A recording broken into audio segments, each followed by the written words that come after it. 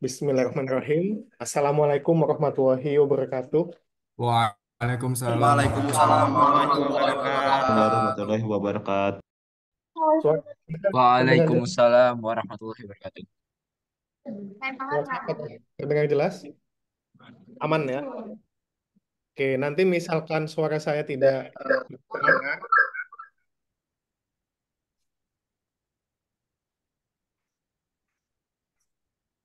jadi misalkan suara saya nanti tidak terdengar dengan jelas, mohon disampaikan di kolom komentar ya.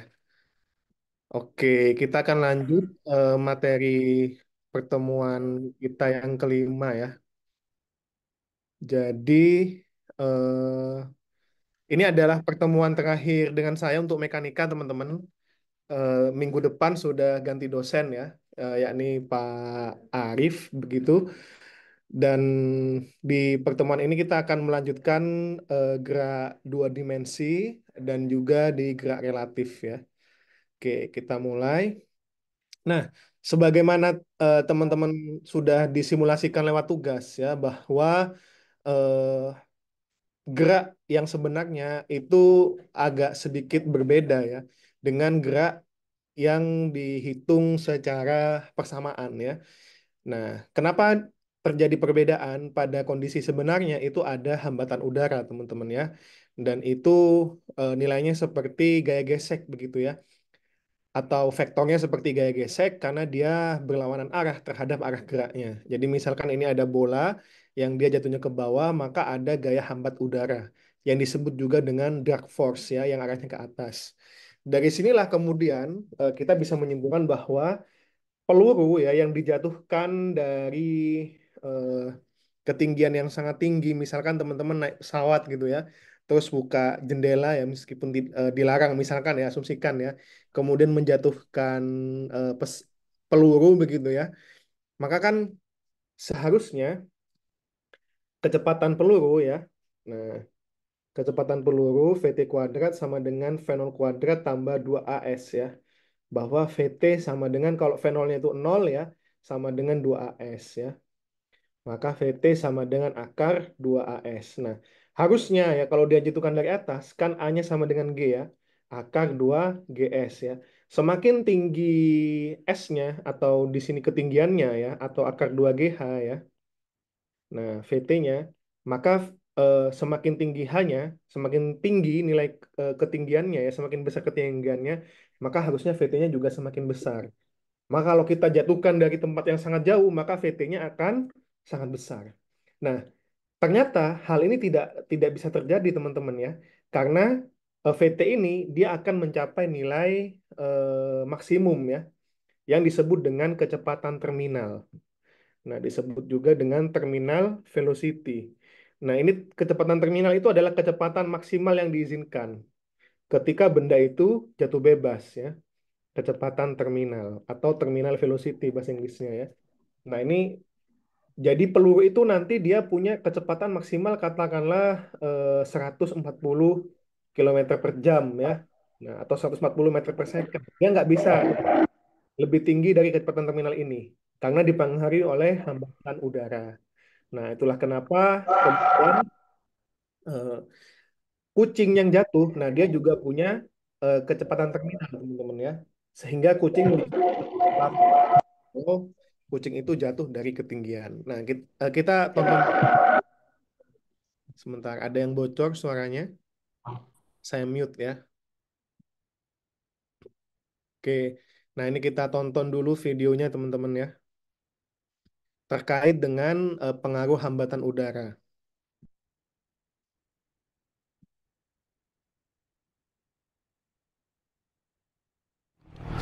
Kali ini saya akan menghitung berapa waktu yang saya butuhkan untuk beli ramban. Yang pertama saya cari adalah berapa lama ramban ini jatuh mulai dari saat babat sampai menyentuh tanah. Karena ramban ini bergerak ke bawah, kita menggunakan hukum Newton kedua. Total gaya sama dengan massa kali percepatan. Oke, kita jabarkan di sini. Saya gambar ramban dulu, ada gaya hambat udara ke atas dan gaya berat ke bawah. Massa ranting 500 gram, jatuh dari ketinggian 1 meter. Kita hitung dulu gaya hambat udara D sama dengan setengah C rho A. Nah, ini adalah rumus dari gaya hambat udara, teman-teman ya.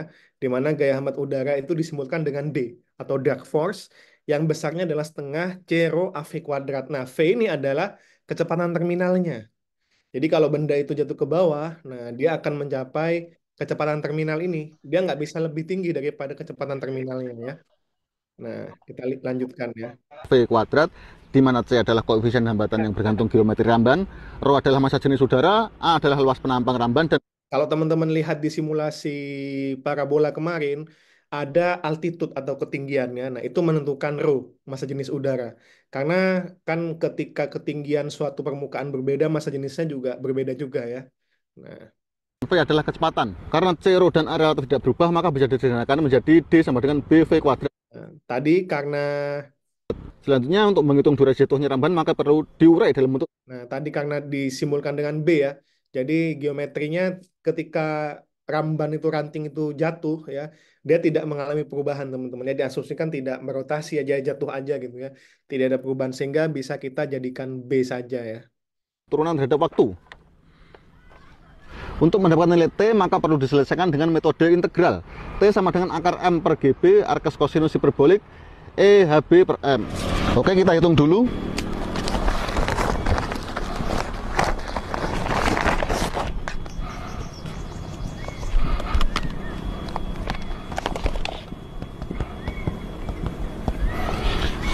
Maka waktu yang dibutuhkan adalah 0,452 detik. Apakah benar segitu? Mari kita buktikan. Arit ini akan saya bacokkan ke pang ini dan saya arahkan ke pok-pokannya. Weh, kowe nyolong rambanku toh? Ampun le, ampun le, ampun le. Oke, jadi teman-teman paham jokesnya ya. Jokesnya adalah dia ingin menghitung ramban ya atau ranting yang kemudian dipatahkan, tapi ternyata yang dijatuhkan itu bukan punyanya ya, tapi punya orang lain gitu ya. Nah, jokesnya di situ. Oke, nah kita akan melihat ya bagaimana pengaruh dari hambatan udara.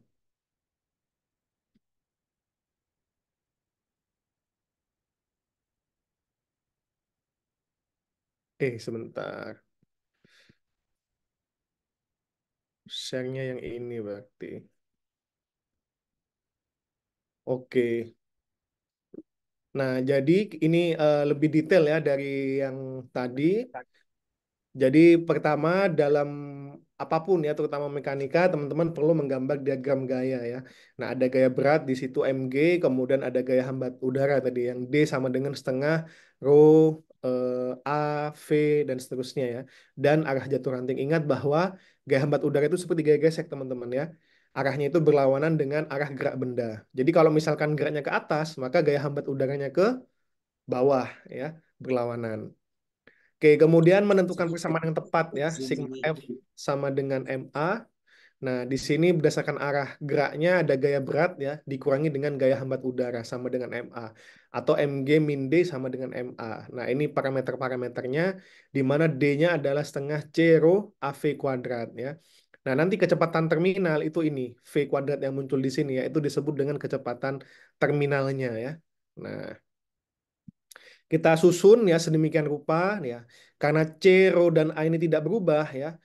Massa jenis udara tidak berubah, kemudian luasan tidak berubah, kemudian geometri ranting juga tidak berubah, maka bisa kita sederhanakan menjadi D sama dengan BV kuadrat, di mana B adalah setengah C rho A ya. Kemudian teman-teman kembali ke persamaan ini tadi dari sigma F sama dengan MA, maka kita susun ya. Ini MG-nya tetap, D-nya kita pindahkan ke kanan ya. Nah, MA-nya kita tetap di kanan. Kemudian dibagi dengan M.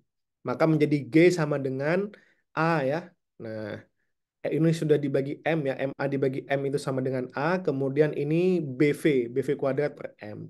Nah, kita tahu bahwa percepatan itu adalah turunan kedua dari ketinggian ya atau dari posisi. Nah, kita uraikan nih D kuadrat H per dt kuadrat ya. Ini adalah percepatan, B per M, kemudian ini adalah kecepatan dH per dt. Nah, di sini kita ingin mencari T teman-teman ya.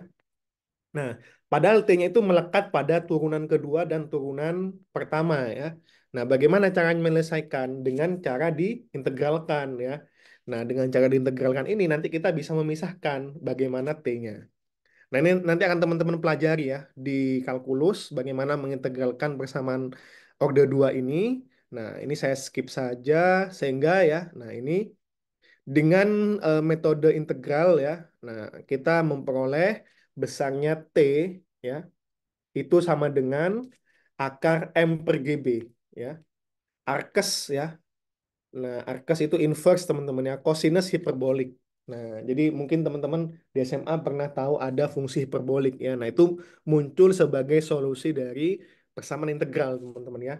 E pangkat HB per M. Nah, ini saya masih ada hitung-hitungannya ya, sekitar 2 halaman begitu ya untuk mengintegralkan persamaan yang sebelumnya ini ya. Sehingga kita bisa memisahkan T sama dengan ya. Ini inginnya dapat T sama dengan gitu ya. Nah, Nah, di sini kita kemudian setelah menentukan persamaan yang tepat ya, memasukkan ya parameternya, menghitung ya. Nah, di sini kita hitung dengan luas panama ranting 100 cm kuadrat, jenis udara 1,2 ya, masinis udara ya, rho-nya, koefisien hambatannya 0,82 dengan asumsi ranting berbentuk silinder ya. Ini ada tabelnya ya. Jadi kalau dia persegi atau bola, nah itu koefisien hambatannya berbeda-beda ya. Kalau untuk silinder panjang yang dia dijatuhkan seperti ini, beda dengan yang seperti ini ya. Nah, untuk yang seperti ini itu 0,82 teman-teman ya. Dimasukkan, ketemu T-nya sama dengan 0,452 detik ya. Nah, kalau dibandingkan dengan yang langsung akar 2GH bagaimana ya? Nah, T sama dengan akar 2G per H. Nah, jawabannya adalah selisihnya 0,01 teman-teman ya. Nah, itulah kenapa hambatan udara itu sering diabaikan ya. Karena selisihnya 0,001 untuk ketinggian 100 cm atau ketinggian 1 meter ya. Nah, efek hambatan udara semakin terlihat jika ketinggiannya semakin besar. Kalau ketinggiannya bisa mencapai 100 meter ini ya, nah perbedaannya bisa 0,77 sekon teman-teman ya. Nah lumayan ini ya. Nah ini kalau satu dimensi ya teman-teman ya, satu dimensi jatuh. Nah kalau dia 2 dimensi, nah ini pengaruhnya lebih signifikan lagi dan teman-teman sudah mensimulasikan kemarin ya bahwa kalau kita memasukkan hambatan udara itu lumayan ya ininya ya efeknya. Nah, itulah kenapa jangan heran ya teman-teman ya, kenapa hambatan udara pada gerak satu dimensi itu sering diabaikan. Karena pengaruhnya ya sangat kecil ya. Bahkan untuk ketinggian 100 meter aja belum sampai 1 detik ya. Nah, tapi kalau sudah menyangkut dengan gerak parabola, nah itu pengaruhnya sangat signifikan teman-teman ya. Nah, itulah kenapa dalam perhitungan Iron Dome ya, yang pernah kita bahas di kelas itu pasti dia memasukkan pengaruh hambatan udara ya. Nah, oke, ini contoh lainnya ya. Nah, ini contoh dari hambatan udara pada gerak parabola ya. Yang kedua ini adalah dia tanpa hambatan udara ya. Bisa sangat panjang teman-teman ya. Jarak tempuhnya bisa 177 meter ya. Nah, dan tingginya 98,5 ini ya. Tinggi terjauhnya ya. Itu kalau tidak ada hambatan udara, teman-teman. Nah, ini. Tapi begitu hambatan udara dimasukkan ya, nah dia berkurang dengan cukup signifikan ya, berkurang hampir sepertiganya ini ya. Nah, dan jaraknya juga jarak tempuhnya ya, hampir berkurang setengahnya ya. Dari yang awalnya 177 ya, dia menjadi 98,5. Nah, ini dampak dari perhitungan hambatan udara.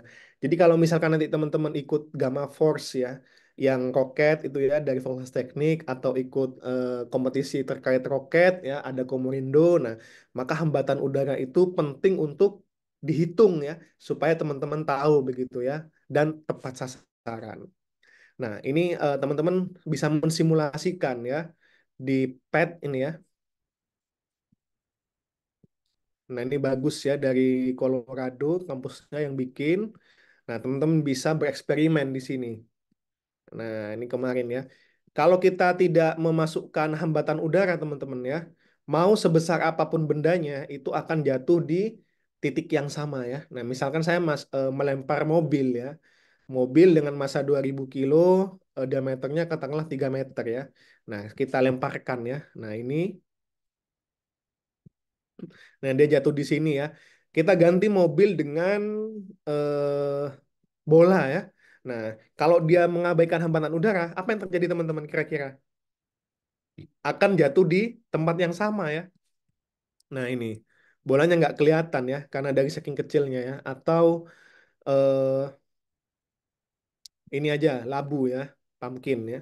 Nah, ini labunya juga kecil ya. Nah, ini kelihatan ya kecil. Nah, dia juga eh, akan jatuh di tempat yang sama, teman-teman. Tapi kalau kemudian kita masukkan hambatan udara ya, nah air resisten, nah akan sangat berbeda antara mobil dan labu ya. Nah, ini kalau labu, nah dia seperti ini. Nah, kalau yang mobil dia akan lebih jauh ya. Nah, tuh ya. Nah, jadi hambatan udara itu kalau teman-teman dalam aplikasi nyatanya ya dan melibatkan gerak dua dimensi, maka sangat perlu untuk memperhatikan pengaruh hambatan udara ya. Nah, di sini ada pengaruh ketinggian ya, nanti muncul gunung kalau teman-teman simulasikan ya. Karena semakin tinggi tempatnya, massa jenis udaranya semakin kecil ya, semakin tipis udaranya ya. Nah, makanya apa? Kita dianjurkan kalau teman-teman naik gunung ya itu untuk membawa oksigen ya bagi yang sesak napas karena di sana atmosfernya tipis ya. Nah, ini jadi seperti itu teman-teman terkait gerak dua dimensi ya. Nah, dalam aplikasi realnya kita perlu memperhatikan hambatan udara. Oke. Itu terkait gerak dua dimensi. Nah, sebelum saya lanjutkan ke gerak melingkar, mungkin ada yang ingin teman-teman diskusikan, dipersilakan.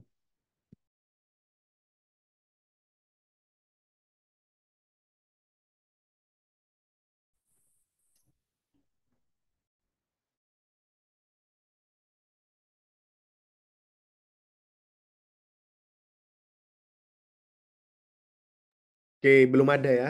Nah, sekarang kita lanjutkan ke gerak melingkar ya.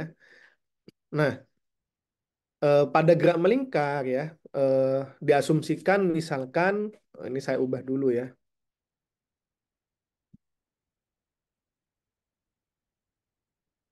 Bentar, saya ubah dulu nih. Nah,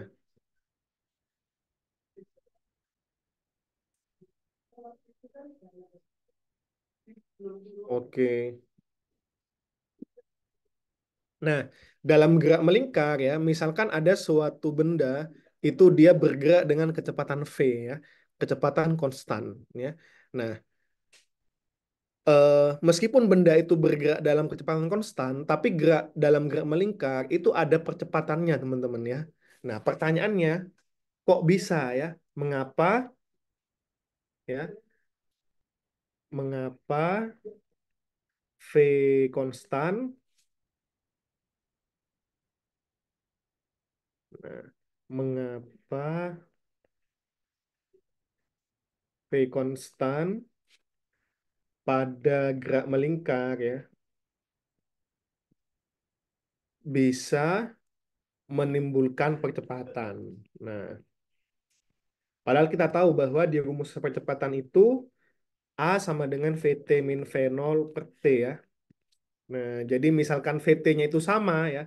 Jadi misalkan VT sama V0-nya itu sama dengan V ya, maka V min V per T ya sama dengan nol. Harusnya tidak ada percepatan. Tapi nyatanya ya, dalam gerak melingkar itu ada percepatan, teman-teman. Nah, ada yang berpendapat di sini. Kenapa kok bisa muncul percepatan padahal V-nya konstan di sini? Silahkan. Bisa resen ya. Salah nggak apa-apa.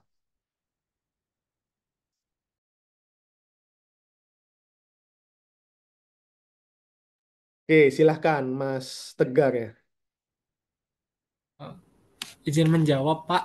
Kenapa terdapat percepatan yang mengarah ke tengah itu karena adanya gaya sentripetal pada pusat pusat pusaran gerak tersebut.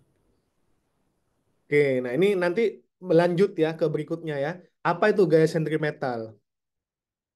Nah, sekarang kita tidak perlu membahas gaya sentripetal terlebih dahulu ya, kan tadi sengaja saya hapus ya. Nah, se nanti apa namanya looping ya pertanyaannya ya. Nah, apa itu Mas gaya sentripetal? Gaya yang dihasilkan putaran yang dimana menuju ke titik pusat pusaran tersebut. Nah, kok bisa ada gaya sentripetal? Pertanyaannya. Kan gaya itu muncul kalau ada percepatan ya. Kita tahu dari hukum Newton kedua F sama dengan ma ya. Jadi kalau nggak ada percepatan harusnya nggak ada gayanya ya. Oke, masih masih kurang tepat Mas Tegar ya. Yang lain yang ingin berpendapat. Silakan Mas Arta Fajar. Mau coba dulu. Menurut saya sih mungkin kenapa eh, apa ya? Jika kecepatan dalam gerak lingkar itu konstan, maka timbul percepatan itu karena benda itu ada massa dan benda itu bergerak dan itu bendanya bergerak dalam arah melingkar. Menurut saya seperti itu sih Pak. Kan tadi V-nya konstan ya. Harusnya kalau V-nya konstan kan kalau kita hitung dengan rumus percepatan kan nol Mas. Oh iya Jadi ya. harusnya nggak ada percepatannya ya. Nah, kenapa? Tapi buktinya masih ada percepatan ya, sehingga nanti ada gaya sentripetal di situ. Nah, jadi sekali lagi muncul percepatan dulu, baru muncul gaya ya. Jadi kalau nggak ada percepatan, nggak ada gaya. Jangan dibalik ya. Oke, masih belum tepat. Yang lain, silakan. Silakan, Mas Syafiq. Izin menjawab Pak, kalau menurut saya karena arah kecepatannya itu selalu berubah Pak. Oke, kenapa kok arah kecepatannya selalu berubah? Karena kan dia itu apa ya, arahnya itu kan berbentuk lingkaran kan, jadi nggak ke satu arah gitu. Maksudnya Oke, nggak ke arah X atau ke arah Y gitu. oke, benar ya jawabannya ya. Karena kecepatannya memiliki arah yang berbeda-beda ketika bergerak melingkar ya. Jadi itu jawabannya teman-teman. Nah, jadi jika kecepatan dalam gerak itu konstan ya dalam gerak melingkar ya, mengapa timbul percepatan? Karena arah kecepatannya berbeda-beda jawabannya ya. Nah, dan kita tahu bahwa kecepatan itu vektor, dia punya besar dan punya arah. Nah, jadi kalau besarnya berubah, dia bisa menyebabkan percepatan. Nah, kalau arahnya juga berubah, dia bisa menyebabkan percepatan juga, teman-teman ya. Nah, jadi seperti itu jawabannya. Nah, sekarang kita akan menghitung nih bagaimana apa namanya menghitung percepatan ya pada gerak melingkar. Oke, saya stop dulu.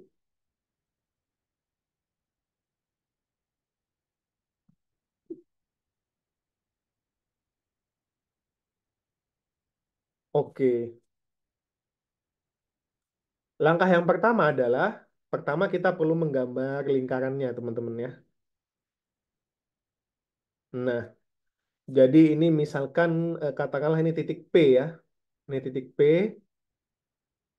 dan kemudian dari titik pusat ke P ini disebut dengan apa, teman-teman? Jari-jari ya. Nah, R. Nah, teman-teman ini bisa coret-coret juga tapi mohon tidak coret-coret ya. Nah, itu papan tulis di laptopnya juga bisa digeser-geser ya. Nah, oke, bisa diselect kemudian digeser ya. Oke. Nah, jadi kita punya komponen di P ini adalah PX ya. Ada komponen PX dan ada komponen PY. Nah, di mana ke arah sini itu adalah PX ya, yang sini dan arah sini disebut dengan PY ya. Nah, kita bisa menghitung kecepatan dari titik P. Kecepatan dari titik P ya. Bagaimana caranya? Dengan cara diturunkan ya. dP per dt ya. Diturunkan terhadap P. Atau maknanya adalah kecepatan dari P itu adalah garis singgung ya, garis singgung ya, atau garis tangen ya, titik P, titik P. Jadi menyinggung di satu titik saja ya, di satu titik. Nah, ini kalau kita gambar. Jadi makna turunan itu sebenarnya teman-teman membuat garis singgung ya atau garis tangen ya. Nah, jadi kalau digambarkan seperti ini nih. Nah, ini yang disebut dengan garis singgung. Saya buat yang lebih bagus ya. Lurus ya garisnya ya. Nah, dia menyinggung di titik P seperti ini. Nah, ini kalau teman-teman kemudian analisis ya, sudut di sini ya, theta di sini, nah itu akan sama dengan sudut yang di sini ya. Nah, jadi ibaratnya ini teman-teman rotasi ya. Jadi kalau ini dirotasi ya, jadi saya tambahkan garis yang warna beda merah ya. Nah ini kalau dirotasi ya, dia akan seperti ini teman-teman ya. Rotasi searah jarum jam ya berarti ya. Nah dirotasi seperti itu. Jadi tetanya sama. Nah sehingga di situ kita punya komponen lagi nih. Nah, ini saya hapus rotasinya ya. Saya perbesar coba.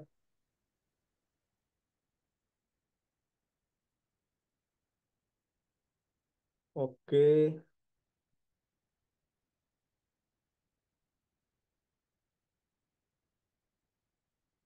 bentar. Ada error teman-teman ya. Whiteboard. Pakai yang klasik aja ya. Pakai yang klasik aja yang lebih enak.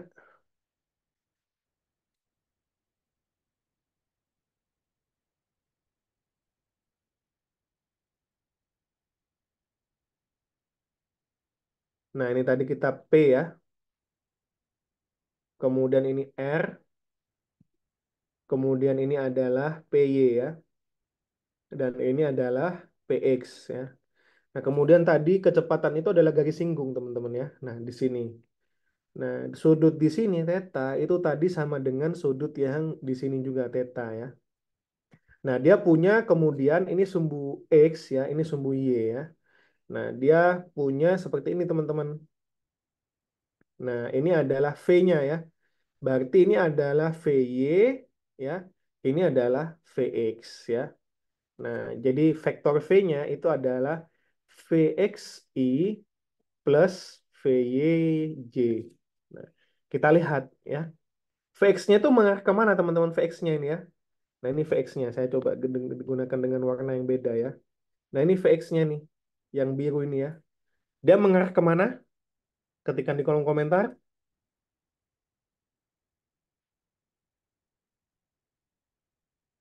Ke kiri ya. Nah, oke betul ya. Nah, jadi kalau ke kiri berarti dia minus ya. Minus. Nah, kalau dia ada fungsi seperti ini teman-teman ya. Ada fungsi seperti ini ya. Nah, ini adalah VY, ini adalah theta, ini VX. Nah, menurut teman-teman VX-nya itu apa teman-teman? V cos theta atau V sin theta? Kalau kasusnya seperti ini. Coba ketikkan di kolom komentar.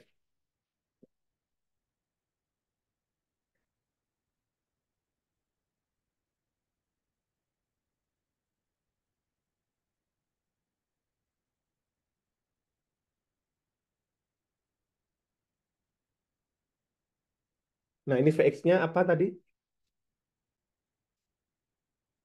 Sin ya. Oke, bentar. Error lagi ya. Saya gambarkan ulang.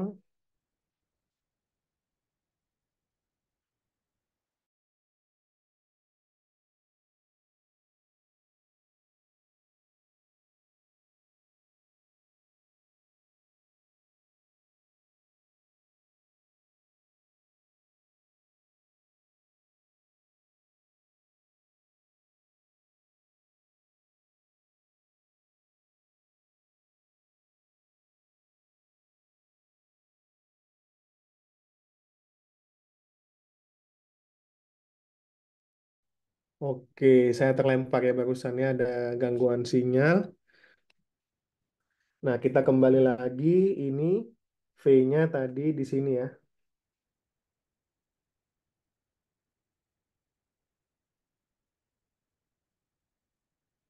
Tetanya di sini, tetanya di sini. Ini adalah V, ini adalah VY, ini adalah VX ya. Maka V sama dengan VXI plus VYJ ya. VX-nya adalah min ya. Min V sin ya.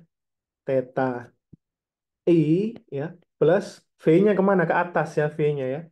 Nah, plus V cos theta J. Nah, jadi X itu tidak selalu cos ya. Dan Y itu tidak selalu sin, teman-teman ya. Perlu teman-teman ketahui. Bergantung pada di mana dia tetanya ya.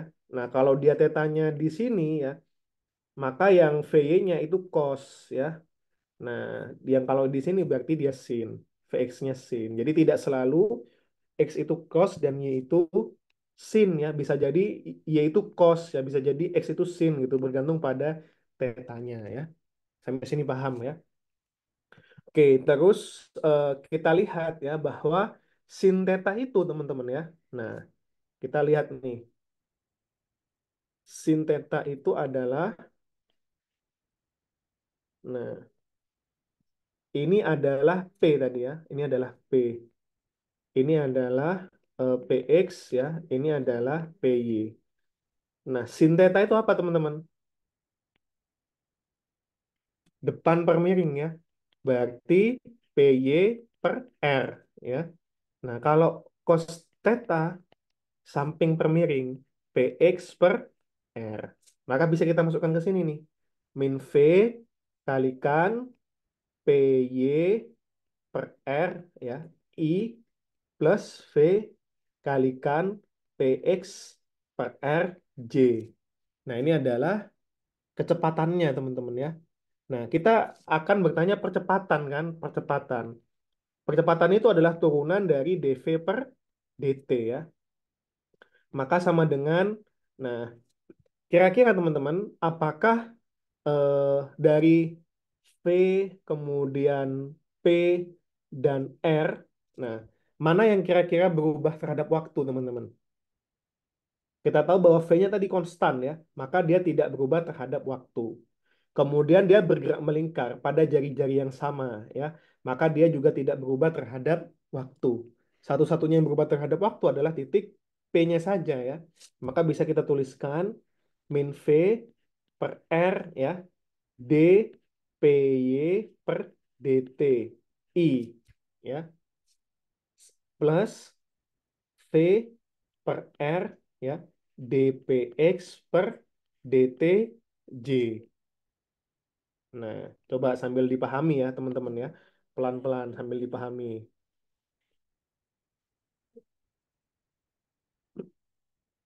Oke, dp per dt ini sebenarnya adalah VY teman-teman ya. Ingat, tadi ya, ada titik P ya, di mana ini adalah PXI plus PYJ ya. Nah, kalau dia diturunkan berarti kan dpx ya per dt itu adalah Vx ya. Kalau dpy per dt itu sama dengan Vy ya. Di mana ini adalah Vx. Maka bisa kita tuliskan ya. Min V per R Vy I plus V per R Vxj ya. Sampai sini semoga teman-teman paham ya. Nah, Vy di sini kita lihat definisi di atas ya, itu adalah V cos theta ya. Nah, ini Vy adalah Vy itu adalah V cos theta dan Vx itu adalah min V sin theta. Kita masukkan lagi teman-teman ya. Min V per R ya. Vy-nya adalah V cos theta plus ya V per R ya dikalikan dengan Vx-nya min V sin theta. Ketemulah min V kuadrat per R cos theta min V kuadrat per R sin theta. Atau kalau kita tuliskan ya teman-teman ya, ini adalah min. Kan I tadi ya ini ya.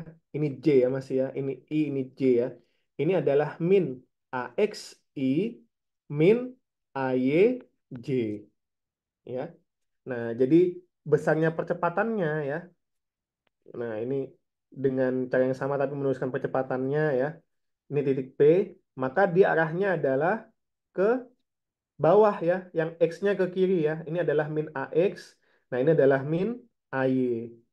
Nah, seperti ini teman-teman. Dan resultannya itu mengarah ke pusat ya. Nah, sekarang kita hitung resultannya ya. Nambahkan papan baru ya.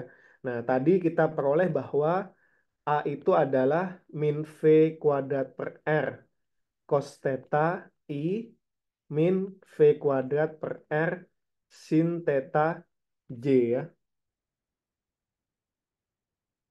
Nah, betul ya. Nah, kita cari A-nya sama dengan akar berarti ya. Min V kuadrat per R cos theta kuadrat ya plus min V kuadrat per R sin theta kuadrat ya. Nah, kita operasikan berarti hilang ya. V pangkat 4 per R kuadrat cos kuadrat theta plus V pangkat 4 per R kuadrat sin kuadrat theta. Ternyata sama-sama ada V pangkat 4 per R kuadratnya yang bisa kita keluarkan ya. V pangkat 4 per R kuadrat dalam kurung cos kuadrat theta tambah sin kuadrat theta. Ya. Cos kuadrat theta tambah sin kuadrat theta itu sama dengan 1 teman-teman ya. Maka A-nya itu adalah akar V pangkat 4 per R kuadrat. Atau sama dengan V kuadrat per R. Nah, inilah asal-usul rumus dari percepatan sentripetal yang rumusnya adalah A sama dengan V kuadrat per R. Nah, jadi mungkin teman-teman di SMA penasaran ya, kenapa kok percepatan sentripetal itu rumusnya A sama dengan V kuadrat per R. Nah, beginilah caranya ya. Dan dia berarti mengarah ke dalam ya. Nah, ini sini. Nah, ini besarnya adalah percepatan sentripetal adalah V kuadrat per R. Nah, kalau ada percepatan ya, maka nanti akan ada gaya sentripetal ya. F sama dengan MA atau sama dengan MV kuadrat per R. Nah, tapi syaratnya tadi dia bisa muncul gaya kalau ada percepatan. Nah, makanya kemudian kita mengenal istilah dengan gaya sentripetal ya. Nah, dan dia searah teman-teman ya. Searah dengan ini theta. Nah, ini juga searah ya. Nah, kita akan buktikan ya kok bisa searah, bagaimana caranya. Nah, kita tahu bahwa tan ya, misalkan ini tadi sudutnya ini katakanlah alfa ya. Nah, apakah alfa itu akan sama dengan theta? Nah, ini kita akan buktikan ya. Nah, tan alfa itu sama dengan eh, VY per VX ya. Min V kuadrat per R sin theta per min V kuadrat per R cos theta ya. Nah, ini dicoret. Nah, ternyata tan alfa sama dengan tan theta. Maka alfa sama dengan theta atau berimpit ya. Nah, antara percepatan ya, arah percepatan ya. Arah percepatan dengan nah apa namanya? Posisi ya. Nah, jadi misalkan kalau dia eh, posisinya seperti ini ya, ini gerak melingkaran ya. Nah, dia percepatannya juga arah seperti ini, tapi berlawanan ya. Nah, ini implikasi dari gerak melingkar, teman-teman. Nah, jadi teman-teman sudah tahu bagaimana asal dari rumus A sama dengan V kuadrat per R. Jadi tidak ada yang bim salah bim ya dalam fisika tiba-tiba ada, tapi selalu ada penurunan rumusnya. Oke, sampai sini mungkin ada yang terlewat atau mungkin mau ditanyakan, dipersilakan teman-teman.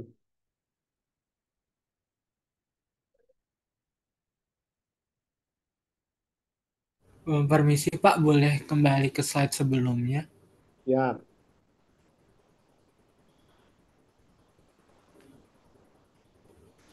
eh, yang V bagi R yang pertama itu dia dari mana ya, Pak? Oke, Kalau dari izin. sini, Mas. Dari sin theta. Nah, sin theta itu kan ini kan. Kok kehapus semua?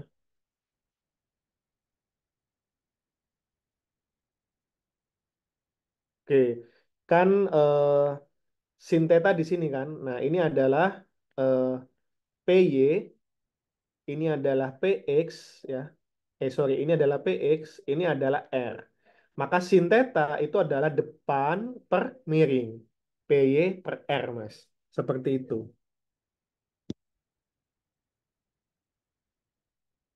Baik, baik, Pak. Oke, gimana? Cukup jelas ya. Iya, Pak, cukup jelas. Oke, nanti diturunkan karena kita kan ingin mencari percepatan kan. Sementara ini masih kecepatan diturunkan. Nah, yang berubah terhadap waktu itu hanya PY saja. P-nya kan konstan tadi, R-nya juga konstan ya. Nah, maka persamaan ini itu hanya berlaku pada V yang konstan dan R yang konstan, teman-teman ya.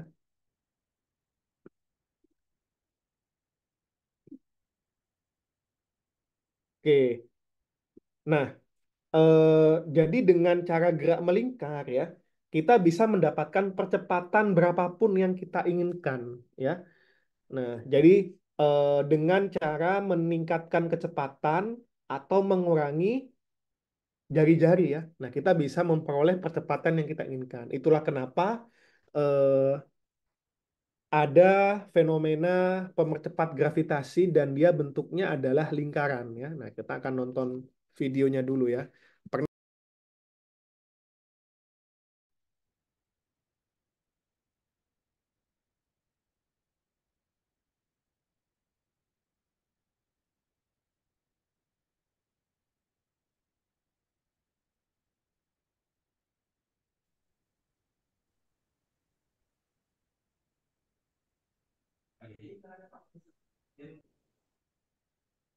Oke. Recording in progress.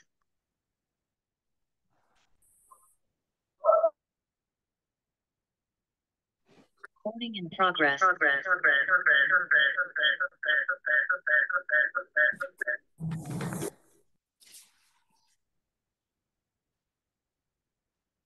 Oke, saya mau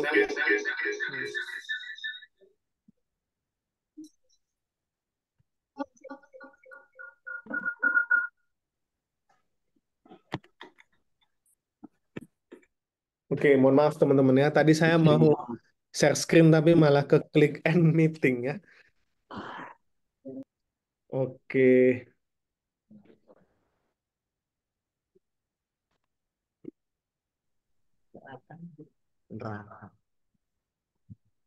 Nafi neraka coy.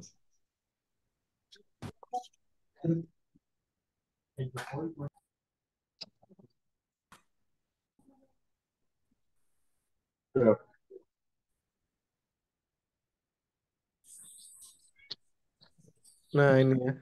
Nah, kita kan sudah melihat ya video ini ya, bahwa video ini sebenarnya adalah berputar, teman-teman ya. Nah, karena dengan berputar itulah kita bisa memperoleh percepatan yang diinginkan gitu ya. Force training centrifuge at Farnborough. And the team here are going to push me. Dia berputar ya dengan kecepatan yang tetap dan jari-jari yang tetap ya. Sehingga untuk mendapatkan misalkan nilai percepatan yang berbeda-beda, nah maka kita bisa meningkatkan V-nya ya. Nah, jadi kan tadi ya untuk mencapai A ya sama dengan V kuadrat per R ya. Maka kalau misalkan ya jari-jarinya itu katakanlah 3 meter atau 5 meter ya. R-nya sama dengan 5 meter. Nah, kita ingin memperoleh percepatan gravitasinya katakanlah eh, 5G ya atau 5 kali 9,8. Nah, pertanyaannya berapa V-nya teman-teman? Berapa kecepatan putarnya? Nah, coba teman-teman hitung. V sama dengan akar AR ya. A-nya adalah akar 5,98 5 ya, kalikan 9,8 dikalikan dengan 5. Nah, berapa coba teman-teman? Saya juga ngitung ini. Coba ketikkan di kolom komentar.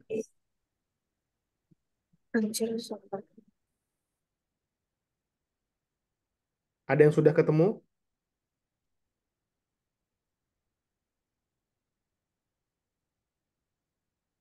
Jawabannya adalah 15,65 ya. Nah, 15,65 meter per second. Nah, ini kita kurang familiar ya terhadap meter per second ya, karena kita terbiasa di sepeda motor speedometer kita itu kilometer per jam.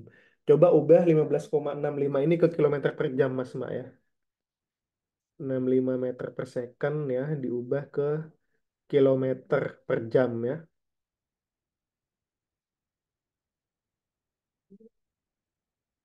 1 kilometer 1000 meter ya. Kilometer per jam ya.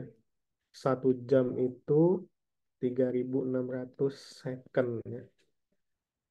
Nah, ini meternya dicoret, secondnya dicoret. 15,65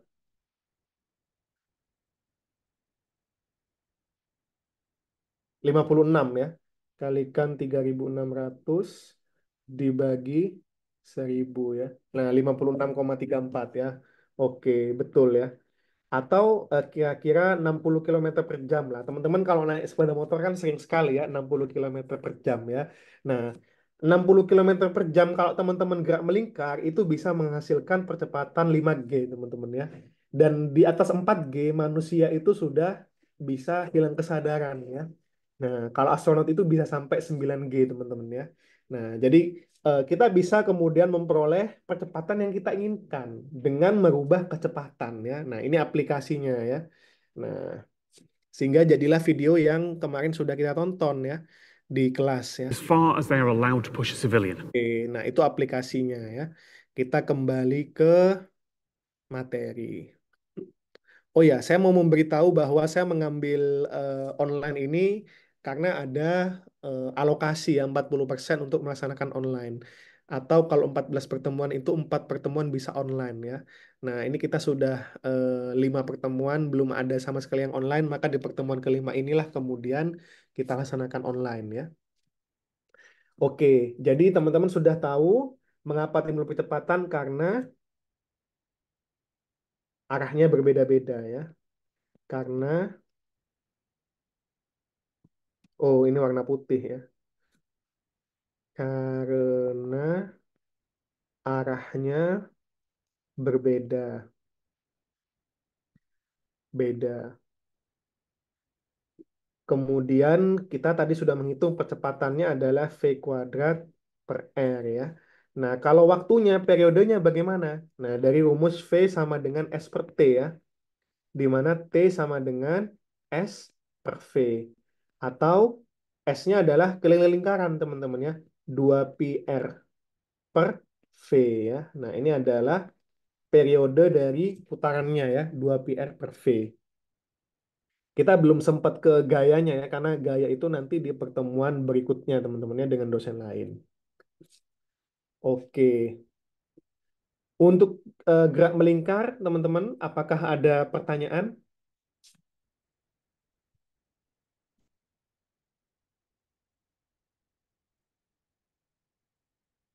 Nah, gerak melingkar ini juga biasanya menjadi kendala pada pilot yang baru ya. Jadi kalau pilot yang baru kemudian dia nikung bentuk lingkaran seperti ini ya. Nah, dia bisa terkena percepatan sentripetal, teman-teman ya. Nah, kita lihat yang di pilot-pilot aslinya ya. Share.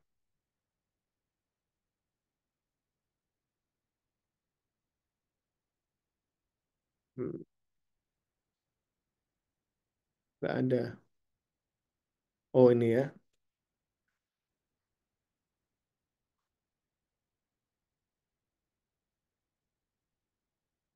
Nah, jadi kalau teman-teman nanti ada yang jadi pilot ya, nah jangan sampai melakukan gerak menikung yang terlalu tajam ya, yang dia bisa membentuk lingkaran ya. Nah, ini contohnya ya. Nah, ini pasti terjadi di tikungan, teman-teman ya. Dan tikungannya itu kalau membentuk lingkaran ya.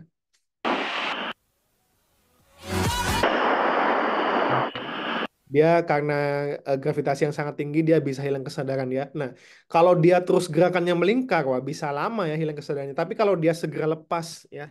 Jadi misalkan dia nikung ya. Nah, pilotnya itu nikung seperti ini ya. Nah, kalau dia kemudian bisa tidak melingkar, ya ini lepas. Maka ketika dia lepas di sini, dia akan sadar, teman-teman ya. Tapi kalau dia terus melingkar seperti ini, nah dia nggak akan sadar ya, terus pingsan begitu ya. Nah, makanya kemudian kalau pas nikung dia blackout-nya itu sebentar ya, karena sudah lepas dari tikungan. Nah, ini. Ketika sedang nikung, sadar lagi, teman-teman ya. Nah, nah itu contohnya ya. Banyak ya video-video lainnya ya.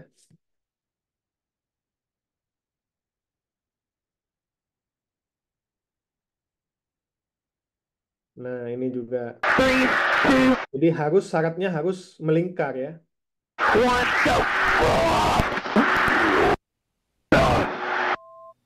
All the way around.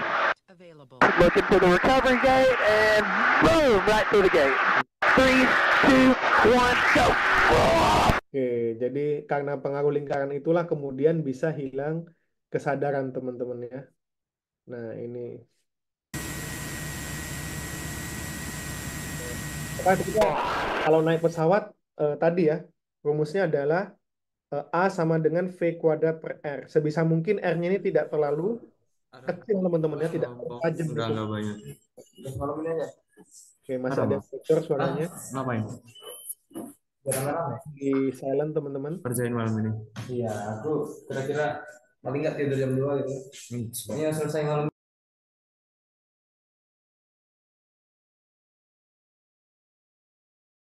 Oke, kita lanjutkan ya. Jadi sebisa mungkin kalau nikung ya pesawat ya kan nggak ada jalannya ya, itu jangan tajam ya tikungnya ya. Nah, mending yang lebih lebar seperti ini ya, karena bisa memperkecil apa namanya A-nya ya, bahwa semakin besar R-nya, A-nya akan semakin kecil ya. Okay, squeeze.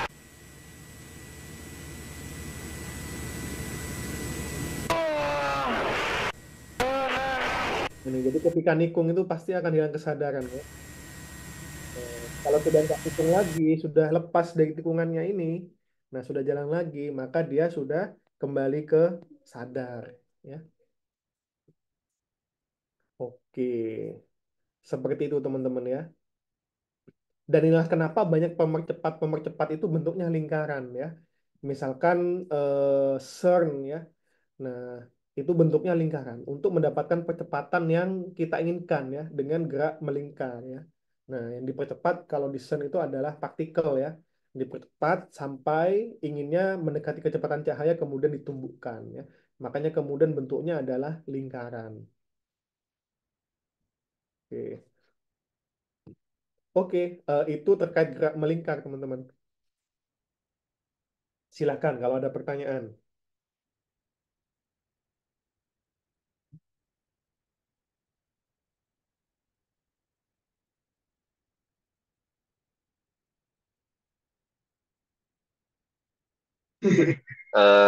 Permisi Pak, Silakan. saya Zaki ingin menanyakan jerk itu pada gerak melingkar itu apa ya Pak? Saya masih belum paham tentang jerk itu di gerak melingkar. Oke. Tadi di 2 minggu sebelumnya sebenarnya sempat dibahas ya bahwa jerk itu adalah perubahan percepatan ya. Jadi kita tahu bahwa eh, kecepatan itu adalah perubahan posisi terhadap waktu ya. Nah, percepatan itu adalah perubahan dari kecepatan terhadap waktu ya. Nah, kalau jerk itu adalah perubahan percepatan terhadap waktu. Jadi kalau percepatannya berubah-ubah, maka kita bisa menghitung jerknya itu, Mas. Seperti itu, Mas Zaki. Oke, baik Pak. Terima kasih Pak. Oke, sama-sama. Permisi Pak, Silahkan. izin bertanya. Mm-mm. Tadi yang rumus T itu kan saya lihatnya beda, Pak. Ada T kecil sama T besar. Itu Mm-mm. beda atau emang bagaimana ya, Pak? Terima kasih, Pak. Ya, sama-sama. Jadi eh, sama saja sebenarnya ya. T besar di sini menunjukkan periode, periode dari gerak melingkar ya. Jadi dari titik sini ya berputar kembali lagi ke titik sini ya. Nah, ini berputar balik lagi. Nah, itu disebut dengan satu kali periode gitu, T besar. Tapi maknanya sama maksudnya ya, sama-sama waktu. Begitu, Mas. Baik, Pak. Terima kasih. Oke. Oke, lanjut kalau begitu ya, kita ke gerak relatif ya. Nah, ini kita masuk ke salah satu konsep fisika yang kalau kita terus telusuri ya, itu bikin kita pusing ya. Nah, yakni terkait dengan gerak relatif ya. Nah, ini ada pertanyaan, misal ada burung nih bergerak 30 meter kilo 30 kilo per jam ya. 30 kilometer per jam ke barat. Kemudian kita juga naik motor dengan kecepatan yang sama. Pertanyaannya, berapa kecepatan burungnya terhadap kita, teman-teman? Nah, silakan ketikkan di kolom komentar.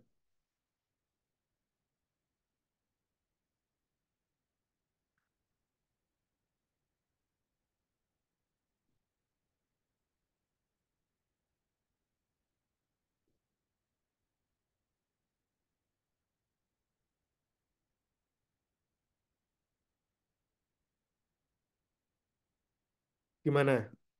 Paham ya pertanyaannya ya? Ada burung bergerak ke barat 30 kilometer per jam. Nah, kita juga naik motor nih dengan kecepatan yang sama dan arah yang sama dengan burung tersebut. Kita juga ke barat. Nah, berapa kecepatan burungnya? Oke, ada yang menjawab 60 ya. Mas Didan kok bisa menjawab 60? Kenapa, Mas? Maaf Pak, Bisa tadi sebut. apa nggak fokus nih apa ngiranya kebalik ternyata searah gitu. Oke, kalau searah jadinya berapa, Mas? Harusnya sama kecepatannya.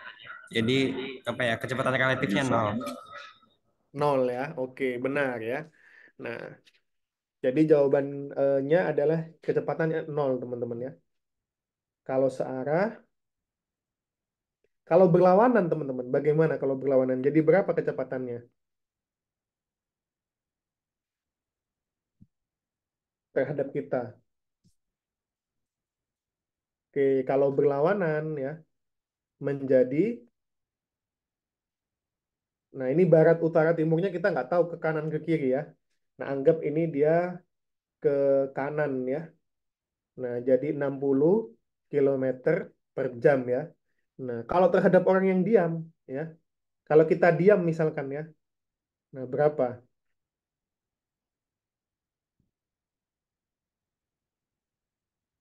Oke, menjadi 30 ya. Jadi di sini nilai kecepatannya itu tidak konstan, teman-teman ya. Nah, kalau kemudian searah jadi 0 ya, kalau berlawan jadi 60, kalau orang lain yang diam terhadap orang lain itu 30. Jadi disebut bahwa kecepatan itu bersifat relatif ya. Karena bukan suatu nilai yang mutlak. Nah, yang tidak masuk akal adalah kecepatan cahaya, teman-teman ya.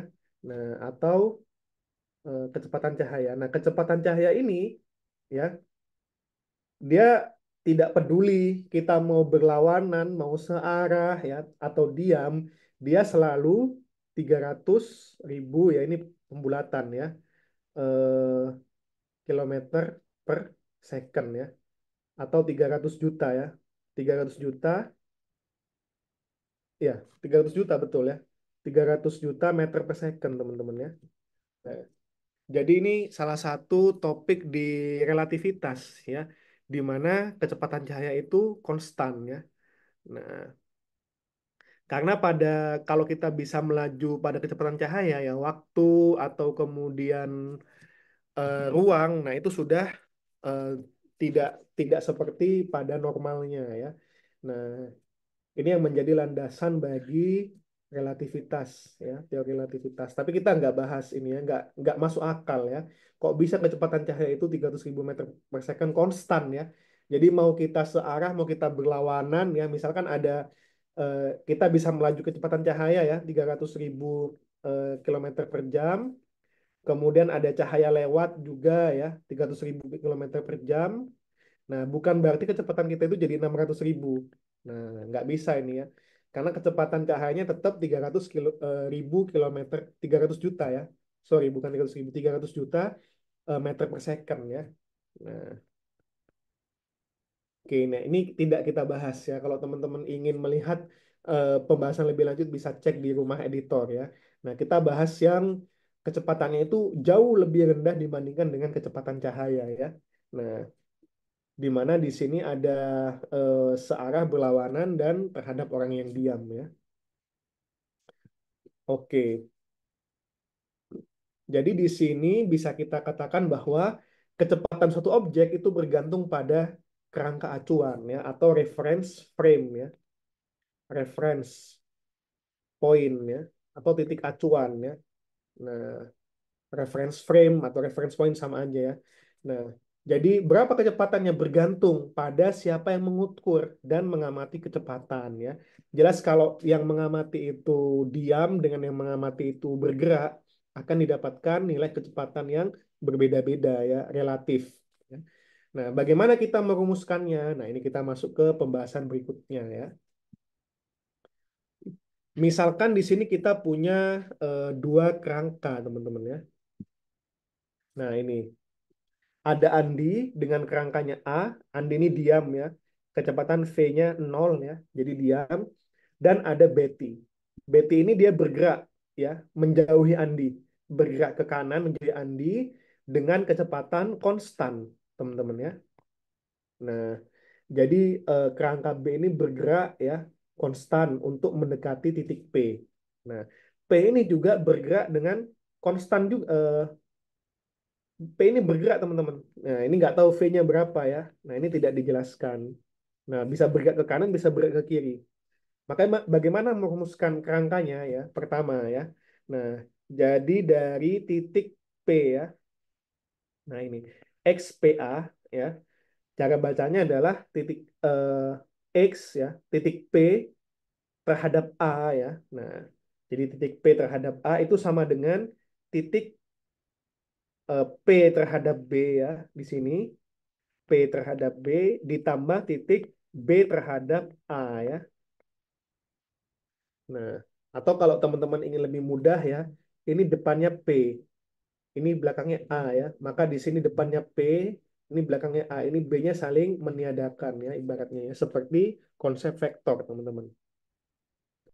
Nah, dari sini kemudian kita bisa membuat persamaan kecepatannya ya, bahwa V sama dengan ya dx PA per dt ya, sama dengan dx PB per dt plus dx BA per dt ya, menjadi VPB plus VBA.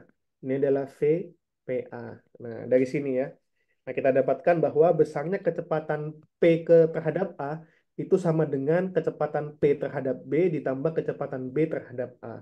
Nah, sekarang percepatannya nih yang menarik ya. Nah, dVPA per dt sama dengan dVPB per dt tambahkan dVBA per dt. Nah, kita lihat ya bahwa kecepatan dari B ke A ya itu konstan teman-teman ya. VBA itu konstan. Maka ini kalau kita turunkan pada waktu sama dengan 0 teman-teman ya. Nah, sehingga kita peroleh besarnya APA itu sama dengan APB. Nah, jadi maksudnya apa di sini? Bahwa percepatan titik P ya terhadap A yang diam ya itu sama dengan percepatan titik P terhadap B yang dia bergerak dengan kecepatan konstan. Nah, implikasinya apa di sini teman-teman? Diam dan kecepatan konstan itu tidak ada bedanya ya. Nah, karena percepatannya sama. Implikasinya itu. Itulah kenapa dalam hukum Newton 1 nanti ya, itu gaya ya akan senantiasa tetap ya pada benda yang diam atau bergerak dengan kecepatan konstan. Nah, itu pembuktiannya bisa dari sini teman-teman ya. Nah, Jadi tidak peduli meskipun dia P-nya bergerak ke kanan ya, kemudian B-nya bergerak dengan kecepatan konstan ya, itu percepatannya akan sama bagi pengamat A maupun pengamat B ya, titik P-nya ya. Nah, itu implikasinya. Maknanya ya kalau kita kaitkan dengan kehidupan ya, orang yang misalkan eh, ini kecepatannya nol ya, PA ini seperti misalkan tidak berkuliah ya. Orang yang tidak berkuliah. Yang PB ini dia kecepatannya konstan dalam artian misalkan rutinitas ya.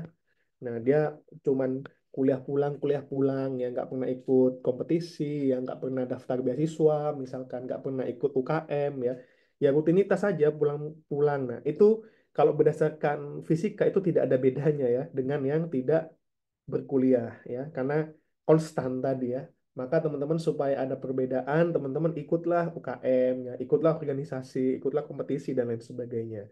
Nah, itu makna dari gerak ini ya, gerak relatif ini. Oke, mungkin teman-teman masih bingung ya. Nanti kita bahas di contoh soal ya.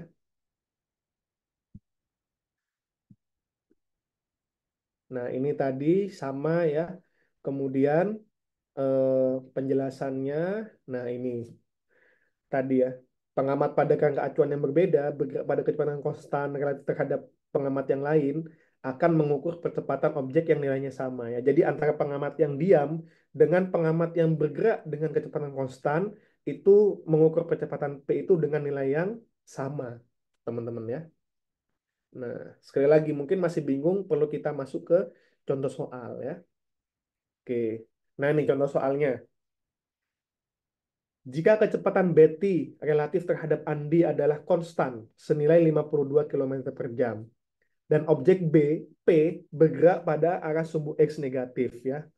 Nah, jika Andi mengukur kecepatan titik P ini min 78 km per jam, berarti ke kiri ya.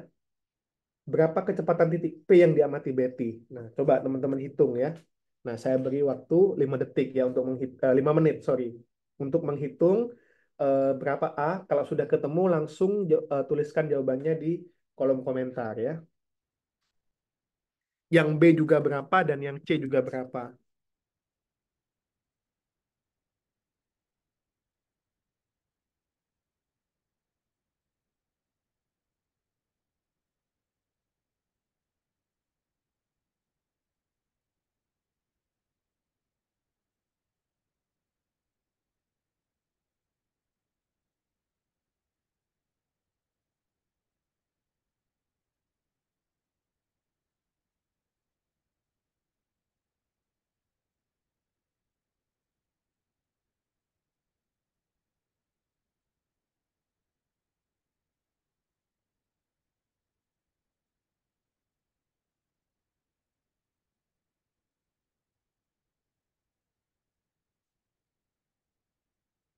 Coba dihitung-hitung ya. Salah nggak apa-apa teman-teman ya.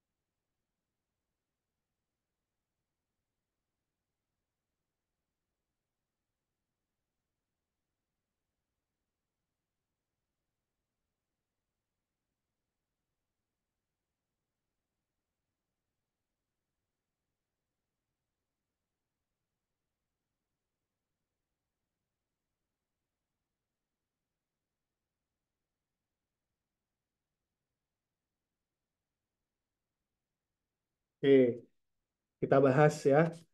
Jadi tadi XPA ya itu adalah XPB ditambahkan dengan XBA ya. Nah, titik dari P ke A itu sama dengan P ke B ditambahkan B ke A ya. Make sense ya. Nah, yang ditanya itu adalah X apa ini V ya. Di sini berarti VPA VPA sama dengan VPB ditambah VBA. Yang ditanya adalah berapa kecepatan P terhadap B ya. Ini yang ditanya ya. Maka VPB itu sama dengan eh, VPA min VBA ya. Nah, kita lihat ya. Andi mengukur kecepatan titik P min 78 ya. Nah, jadi titik P terhadap A itu adalah min 78 ya. Min VBA-nya, berapa VBA-nya? Betty terhadap Andi itu konstan 52 ya. 52. Berarti jawabannya adalah minus 130 kilometer per jam ya. Nah, jadi ini adalah kecepatan titik P yang diamati Betty itu adalah minus 130 kilometer per jam ya. Nah, make sense ya. Apa Betty bergerak 52 kilo ke kanan ya. Nah, ke sini kemudian apa namanya? Si Andi mengukur titik P-nya minus 78 ya. Nah, jadi dia berlawanan ya. Nah, kalau berlawanan maka nilainya ditambahkan ya 52. Tapi karena dia bergeraknya ke kiri ya, maka menjadi minus ya. Nah, atau kalau rumusnya seperti ini teman-teman. Ini jawaban nilai A ya. Jawabannya adalah minus 130 kilometer per jam. Titik P-nya yang diamati oleh Betty.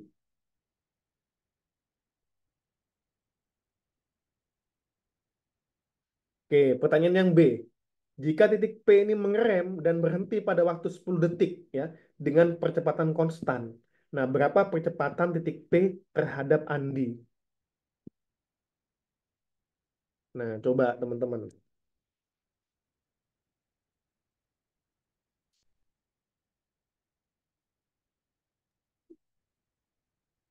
PT sama dengan V0 plus AT ya.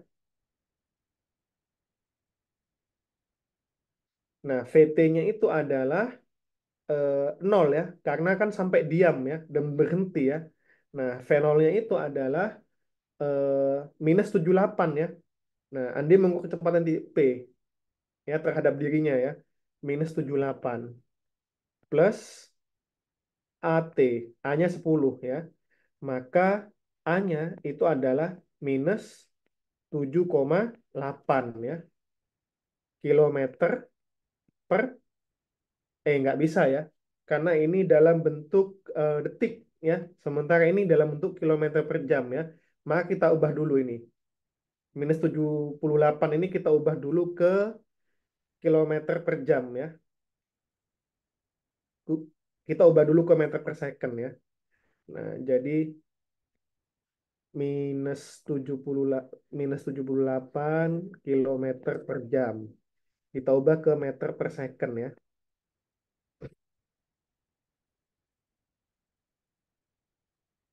1 kilometer itu 1000 meter. Satu jam itu 3600 sekon. Berarti berapa nih teman-teman?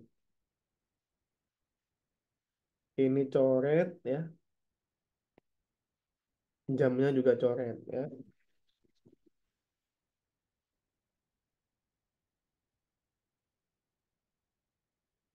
78 kalikan 1000 dibagi 3600.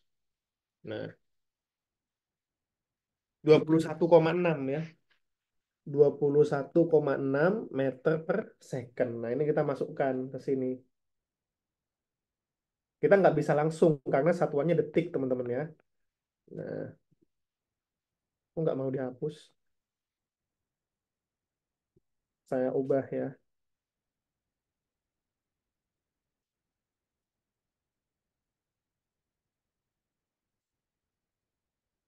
Ntar, dia nggak mau dihapus. Clear my drawing. Clear all drawing. Nah, saya escape dulu ya. Share ulang.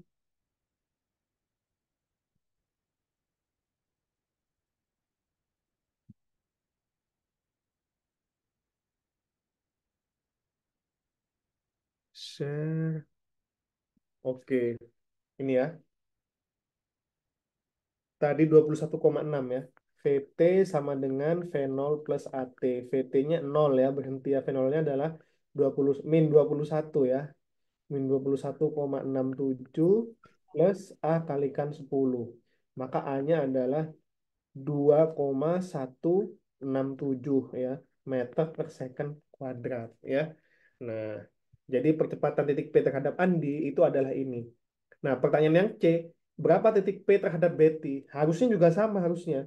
Harusnya adalah 2,167 juga ya, berdasarkan tadi ya, bahwa APA itu sama dengan APB. Tapi sekarang kita akan buktikan nih ya. Nah, jadi rumusnya adalah VT sama dengan V0 plus AT ya. Nah, VT-nya itu kan sampai 0 ya. Sampai 0.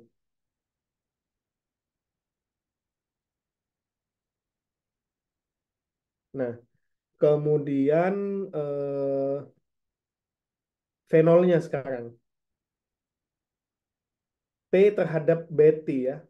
Nah, P terhadap Betty itu adalah di sini ya, minus 130 ya.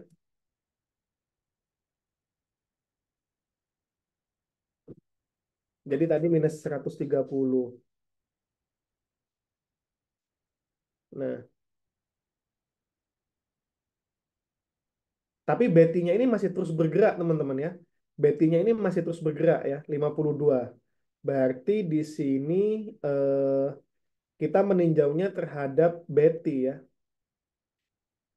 Nah, bentar. Jadi berapa percepatan dari titik P terhadap Betty ya. Nah, kita bisa menggunakan rumus.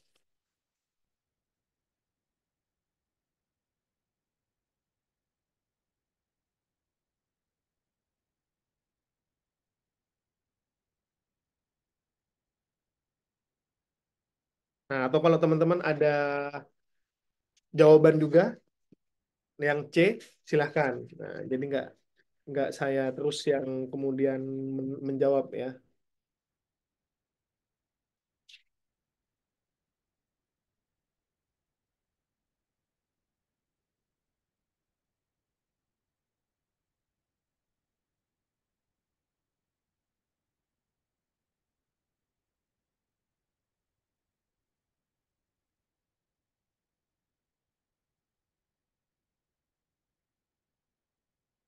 VT sama dengan V0 min AT ya. Atau A sama dengan VT min V0 per T ya. Nah, di sini VT-nya, nah itu adalah gerak dari Betty ya. Betty terhadap P ya.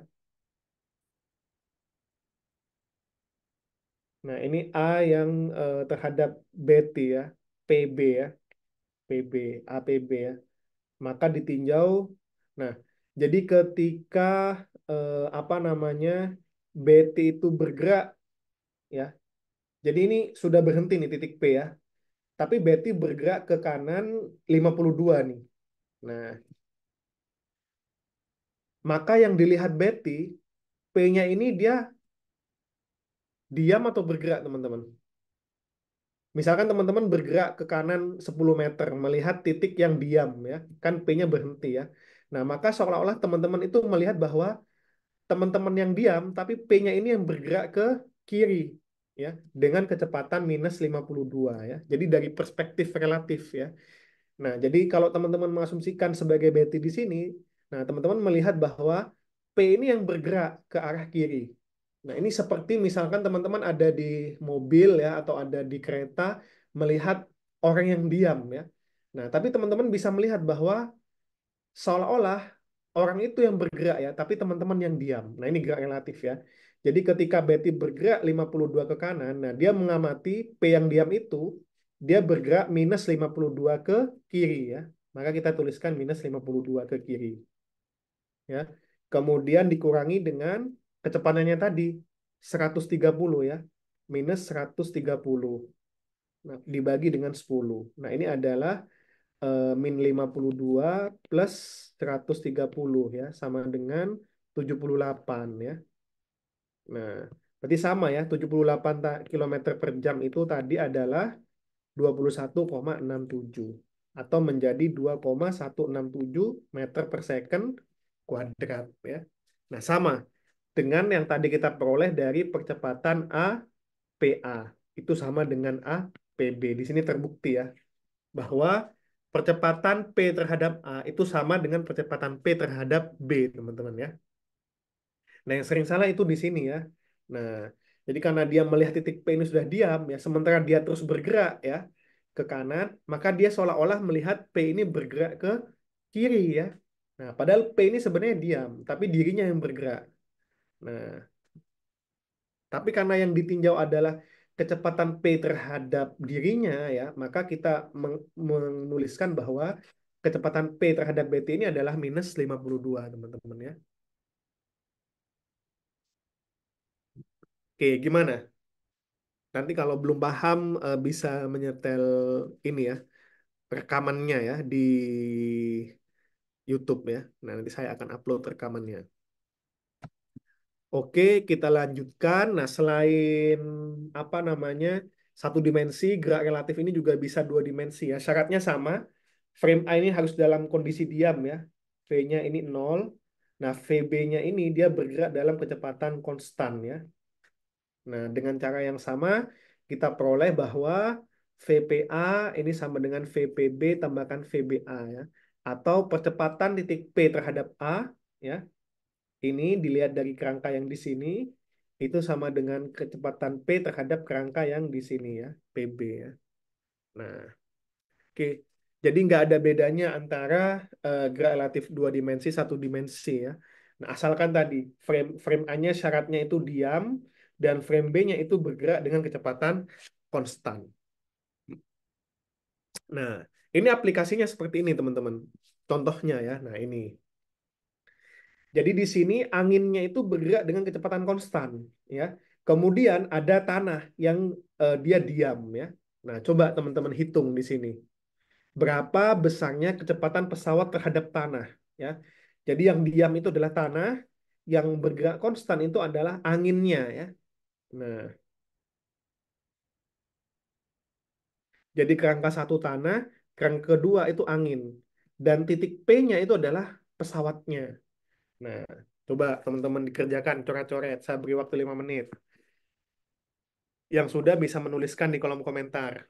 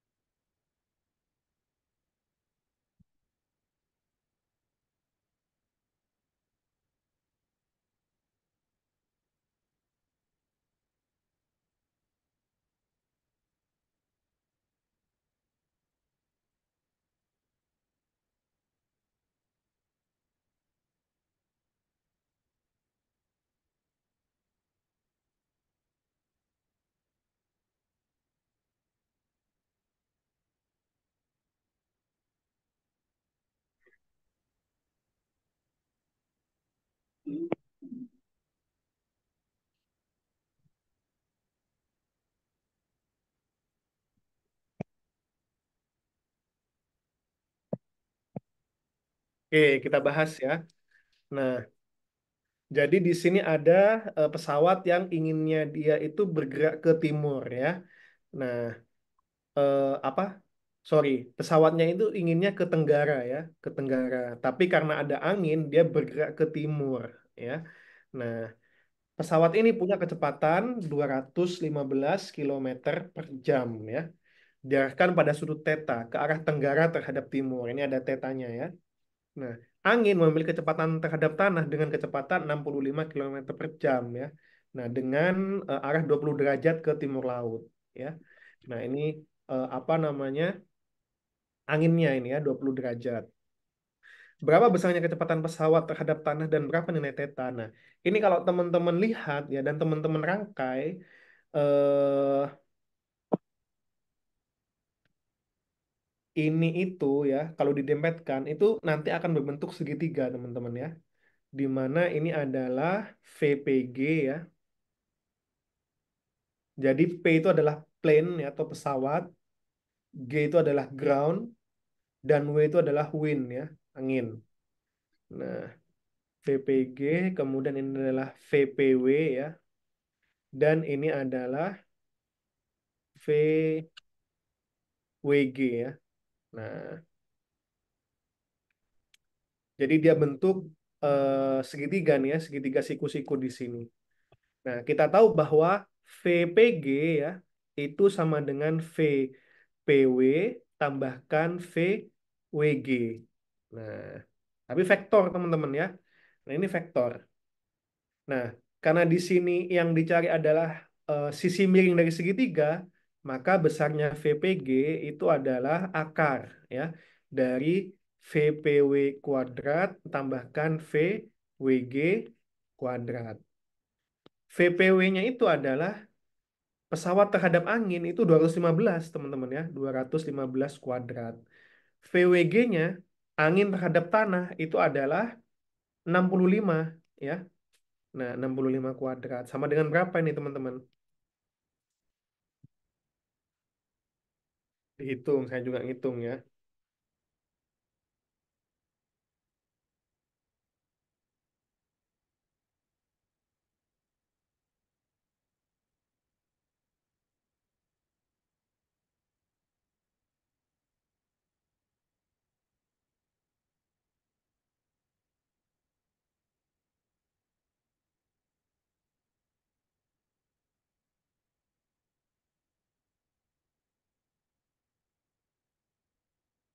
Nah, teman-teman kalau ada yang sudah ketemu 215 kuadrat ya,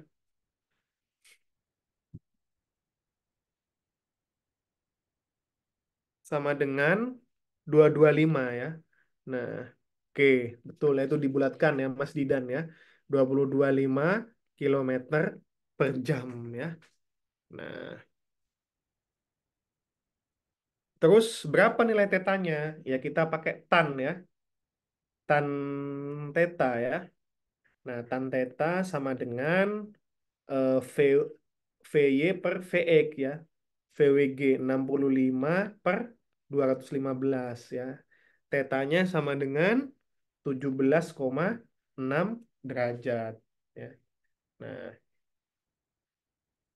udah selesai teman-teman ya. Nah, ini adalah contoh dari penerapan gerak relatif ya. Silakan nanti teman-teman bisa membaca banyak literatur ya terkait dengan gerak relatif. Rumusnya sudah saya berikan ya. Selesai ya. Oke. Cukup teman-teman ya. Untuk presensinya saya lihat berdasarkan Zoom ya yang hadir ya.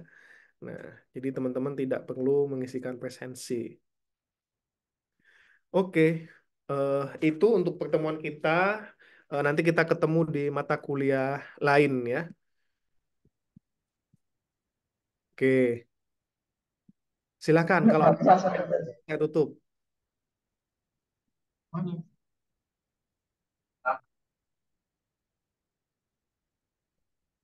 Sudah ya, tidak ada ya. Oke, kalau tidak ada pertanyaan, kita jumpa di kalkulus nanti ya. Oke, terima kasih banyak teman-teman. Permisi Pak Sidik, Ya, silakan. berarti tidak ada QR ya Pak untuk hari Enggak ini? ada. Berdasarkan akun Zoom-nya nanti akan ada laporannya ya. Yang join siapa saja nanti saya pilih presensinya berdasarkan itu. Ah, baik Pak. Oke, terima kasih banyak Mas Mbak. Kita jumpa di mata kuliah lain ya. Saya mohon maaf apabila selama 5 minggu ini banyak kekurangan. Wassalamualaikum warahmatullahi wabarakatuh. Waalaikumsalam warahmatullahi Waalaikumsalam wabarakatuh. warahmatullahi wabarakatuh. Terima kasih, Pak.